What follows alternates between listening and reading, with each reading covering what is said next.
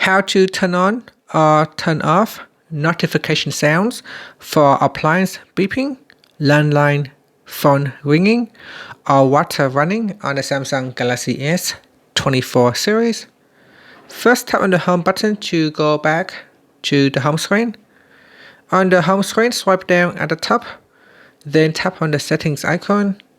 Next, in the settings page, scroll down, then tap on accessibility, and then tap on hearing enhancements. Then tap on sound notifications.